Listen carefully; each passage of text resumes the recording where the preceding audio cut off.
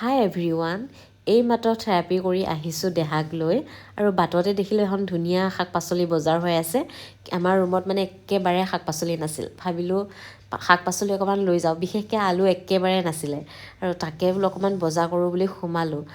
আৰু মই যে কবিটো লৈ পেলাই চাই আছোঁ, বেপাৰীজনক মানে দৰদাম মাৰি আছোঁ, কিন্তু মই এইবিলাক ক্ষেত্ৰত কিন্তু একেবাৰে মানে গাধা বুলি ক'ব লাগিব।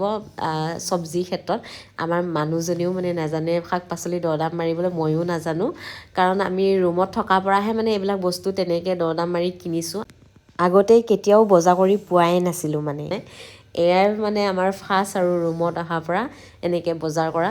তো মানে কেতিয়া প্ৰথম কেইদিনটো আমি দৰদাম নামাৰোৱে, তাৰপিছতহে মানে গম পাইছোঁ আৰু এনেকৈ যে শাক পাচলি দৰদাম মাৰি কিনিব লাগে বুলি।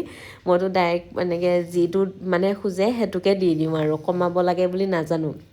কিন্তু আজিকালি মানে অকণমান তথাপিও কমোৱা হৈছোঁ আৰু বেছি নকমালেও 5 টকা 10 টকা এটা হ'লেও কমাওঁ আৰু মানে। আৰু তেনেকৈ বজাৰ কৰি আনিলোঁ আৰু এতিয়া ৰুমলৈ যাওঁ। এবাৰ মানুহজনে দেহাক লৈছে, এবাৰ মই লৈছোঁ। তেনেকৈ ঘৰ পালোঁ আহি, আৰু আহিয়ে দেহাক ধুনীয়াকৈ কিবা এটা খোৱালোঁ।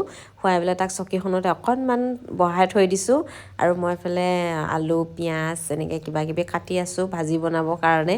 আৰু দেহাক যে টাৱেলখন দি থৈছোঁ, সি মানে মুখখন প্ৰায় ইফালে ঘূৰাই ঘূৰাই মানে চাব বিচাৰে। এইটো চাইডে বেছি নাচায়, এইটো ঘূৰাই থাকোঁতে মুখখন ইটো চাইডে হৈ গৈছে। সেইটো কাৰণে মই টাৱেলখন দি থৈছোঁ যাতে সি ইটো চাইডে বেছিকৈ চাবই নোৱাৰে, মানে ইফালে বেছিকৈ মানে মুখখন কৰি থাকে। আৰু এইফালে কওঁতে এইফালে খুন্দাই খাই দিয়েগৈ। আৰু দেহাই ধুনীয়াকৈ বহি আছে, আৰু তাক বহাই থৈয়ে মই ধুনীয়াকৈ ভাতকেইটা বনাওঁগৈ। আৰু নহ'লে আৰু শুৱাই থৈ দিলেতো বহুত দুষ্ট কৰি থাকে, ই শুই নাথাকে, টান পায়। এখন লৈছোঁ, ভালেও হৈছে বাৰু, মই ভাত বনাই থাকিলে অকণমান সুবিধা হয়, সেইখন বহি থাকিলে আমনিও নাপায়।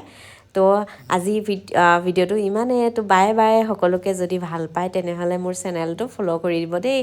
Bye bye.